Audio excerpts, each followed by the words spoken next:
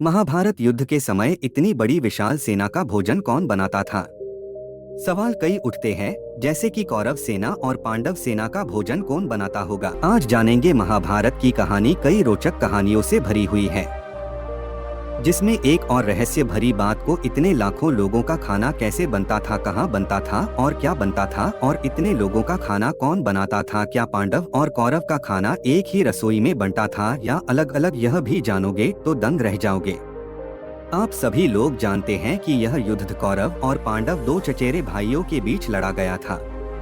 एक पक्ष कौरवों का था और दूसरा पांडवों का था।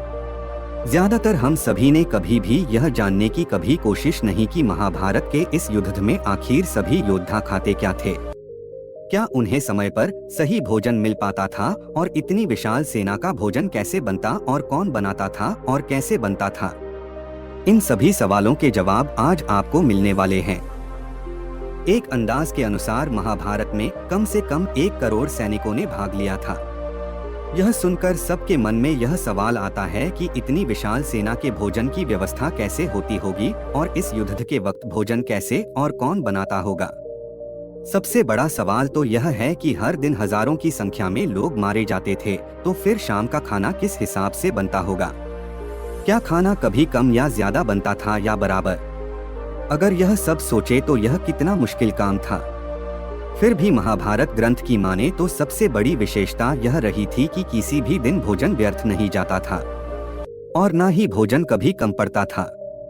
महाभारत के युद्ध को विश्व का प्रथम विश्व युद्ध बोला जा सकता है, क्योंकि उस वक्त शायद ही कोई ऐसा राज्य होगा जिसने इस युद्ध में भाग न लिया हो। लेकिन मित्रों, इस युद्ध में दो बहुत बड़े योद्धाओं ने भाग नहीं लिया था।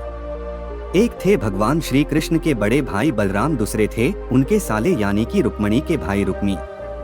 इनके अलावा बाकी सभी ने इस युद्ध में हिस्सा लिया था। लेकिन एक और राज्य था जो इस क्षेत्र में होते हुए भी इस युद्ध से अलग था, और वो था दक्षिण का उडुपी राज। महाभारत की कथा के अनुसार जब उडुपी राजा कुरुक्षेत्र पहुंचे तो कौरवों और पांडवों ने उडुपी राजा को अपनी तरफ लेने का प्रयास किया, पर उडुपी के राजा तो बड़े ही बुद्धिमान और दूरदर्शी थे। उन्होंने श्री कृष्ण से पूछा, हे माधव, दोनों ओर से युद्ध के लिए पुकारा जा रहा है, लेकिन किसी ने ये नहीं सोचा कि इतनी बड़ी विशाल सेना के भोजन की व्यवस्था कैसे और कौन करेगा। इस पर श्री कृष्ण ने कहा, महाराज, आपने बिल्कुल उचित सोचा है।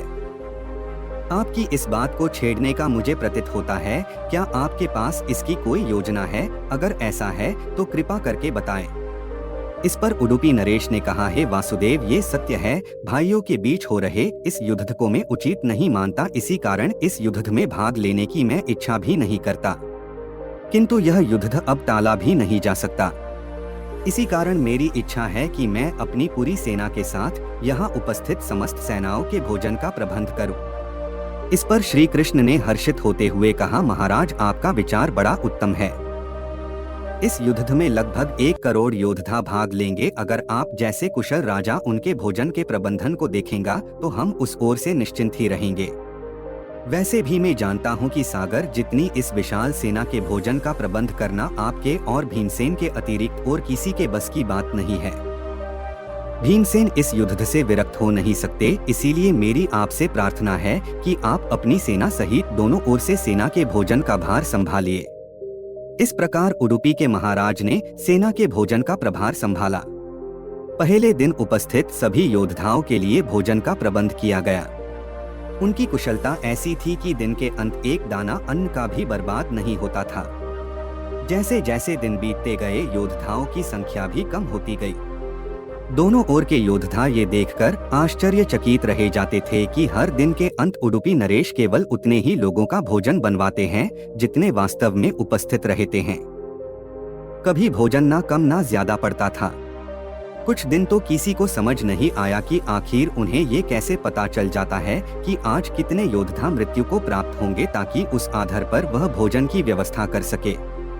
इतनी विशाल सेना के भोजन का प्रबंध करना अपने आप में एक आश्चर्य था, और उस पर 20 प्रकार के अन्न का एक दाना भी बर्बाद ना हो, तो यह किसी चमत्कार से कम नहीं था।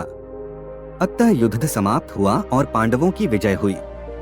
अपने राज्याभिषेक के दिन आखिरकार युधिष्ठिर से रहा नहीं गया और उन्होंने उडुपी नरेश से पूछ लिया है, महाराज समस्त देशों के राजा हमारी प्रशंसा कर रहे हैं कि इस प्रकार हमने कम सेना के होते हुए भी उस सेना को परास्त कर दिया जिसका नेतृत्व पितामह भीष्म, गुरु द्रोण और हमारे ज्येष्ठ भ्राता कर्ण जैसे महारथी कर रहे थे।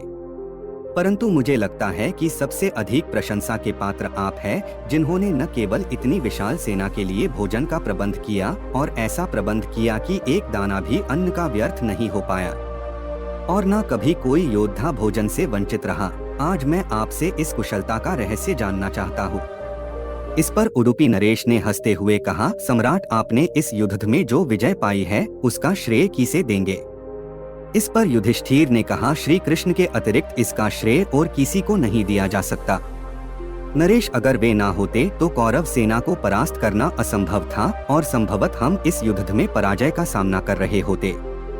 तब उडुपी नरेश ने कहा है, महाराज आप जिसे मेरा चमत्कार कह रहे हैं वह भी श्री कृष्ण का ही प्रताप है। ऐसा सुनकर वहां उपस्थित सभी लोग आश्चर्यचकित हो गए। तब उडुपी नरेश ने इस रहस्य से पर्दा उठाकर कहा कि महाराज 18 दिन चलने वाले इस युद्ध में कभी भी खाना कम नहीं पड़ा और न ही बड़ी मात्रा में बचता था। इसका श्रेय श्री कृष्ण को दिया जाता है।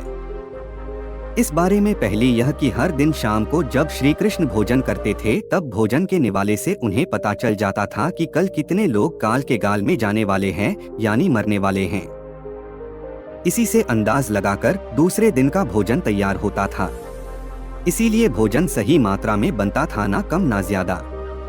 एक दूसरी प्रचलित कथा यह भी है कि युद्ध के समय भगवान श्री कृष्ण रात्रि में उबली हुई मूंगफली खाते थे। प्रतिदिन उनके शिविर में गिनकर मूंगफली रखी जाती थी और उनके मूंगफली खाने के पश्चात गिनकर देखा जाता था कि उन्होंने कितनी मूंगफली खाई है।